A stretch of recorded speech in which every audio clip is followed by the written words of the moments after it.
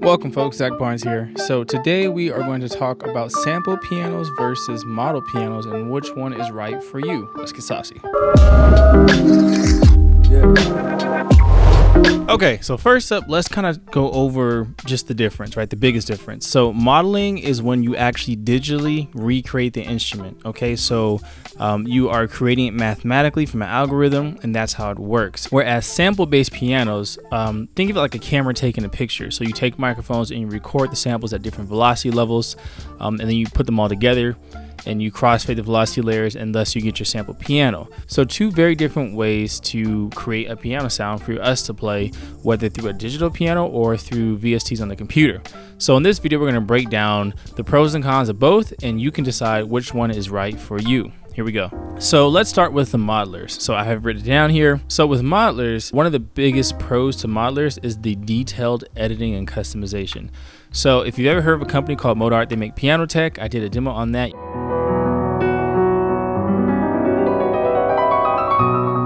You can find that video here. Amazing piano, and one of the big huge benefits of that is the fact that you can go so crazy in depth in terms of customizing the piano.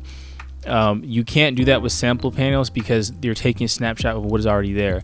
So with the model piano, you can change everything, and you can go to Modart's website to see all what you can change, but it's crazy. Like if you are a dedicated piano player and you know your stuff, you can literally do whatever you want to that piano digitally. So it's pretty amazing. And the second thing is there's no sample streaming. So Pianoteq is like 50 megabytes. That's it, which is ridiculously small, right? It's just 50 megabytes. So there is no large sample library, 10, 50, 80, 100, 150 gigabytes worth of samples that you have to have. So it doesn't matter how many pianos they release because they're not streaming them from samples because they're not sample based. It's all computer generated. The digital footprint is extremely small. So that's very, very convenient because you don't need SSDs or anything like that to work with them. So I mentioned in the last point about very small footprint. The other reason why it's so important is because hard drive space. Hard drive space dictates what you can have, and just the fact that you can have all these piano sounds at 50 megabytes is really, really helpful because that means you have way more space for other things. That flows into the last point for model pianos is the fact that they're cheaper overall. And here's what I mean by that. When you have sample pianos, you have to have a SSD, so you can stream it, because if you don't have an SSD, you can't get a low buffer size. You won't be able to respond well. You really want to have a high-end computer if you're going to mess with high-end sample libraries, because without it, it's just rough. Ask any orchestral scorer.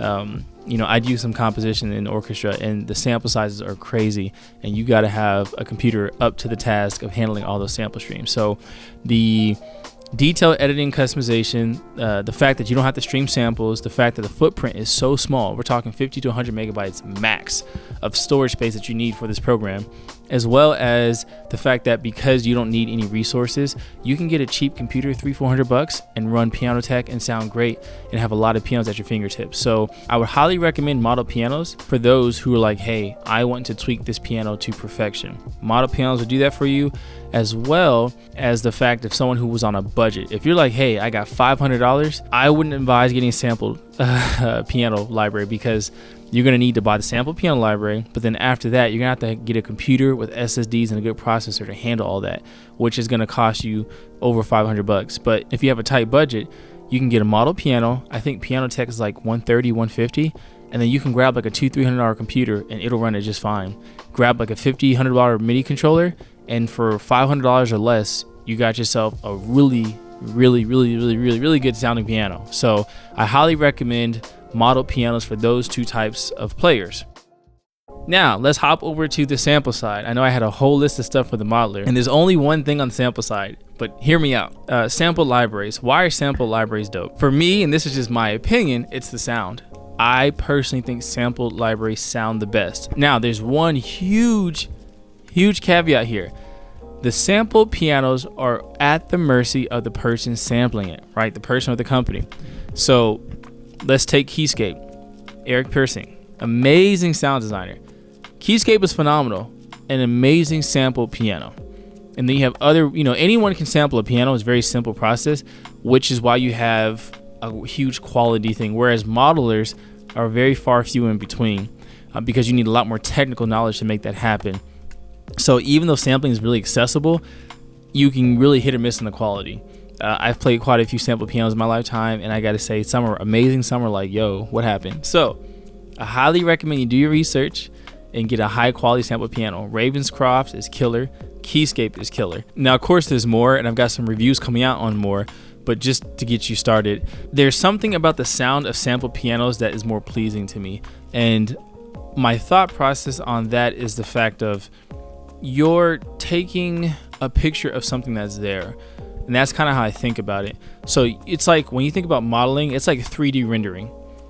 You can do some great stuff with that, and it's amazing, and it has its perks, but there's a certain authenticity of taking a picture of something that is built organically. So when you're listening to a sample piano, it's literally like listening to a record. You know, you're recording it to, it's like with my voice in this microphone, right? Like, it's not an AI generated voice. It's my voice being recorded by this microphone, and then you're hearing it. And so that's how the sampling process is. So someone's playing a key into a microphone, and then we're able to manipulate that sample. So there's a certain characteristic that I think sampled libraries have that modeled libraries don't. So it's kind of a trade-off between sound characteristic and flexibility, right? Because obviously with the model piano, it's cheaper, way more flexible, way more customizable. But I've just noticed that the sound of sample pianos, like, model pianos don't necessarily have the same characteristics in the same manner. They don't sound bad. That's not what I'm saying at all. Model pianos sound great. I'm saying they just don't capture the characteristic in the same way that I have found when I demoed the two. So if you sample a C7 really well, which Keyscape did, it sounds like a C7. And you can still tweak some stuff, but that's not the point. When you sample something, you want what you have, right? You want to capture the essence of what it is you're recording. So even though there's only one major point for sampling, it's a big one, because sound is everything, because we're doing music. I have both. I have Pianoteq, and I have like a Keyscape and Ravenscroft and a few others, and I use them all for various reasons, and I love them all. So at the end of the day, get the one that fits your budget and get the one that fits the job you're trying to tackle.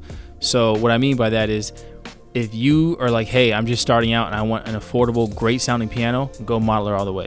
Way more accessible to get on your computer. You can buy a cheap computer, it'll run it just fine, no issues, and you can get a cheap MIDI controller and you're off to the races.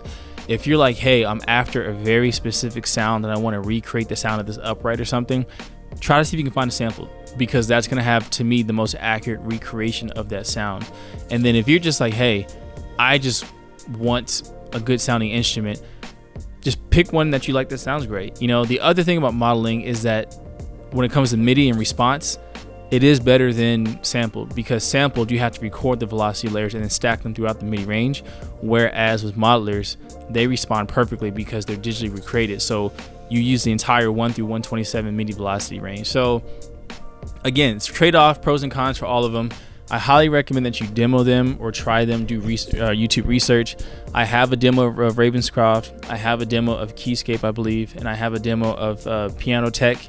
And I've got some other demos that I can't talk about right now that are coming out that are more piano libraries. So do your research, do your homework. Feel free to drop a comment below and let me know if there are any other pianos or any other videos you want me to make, and I'll catch you guys in the next video.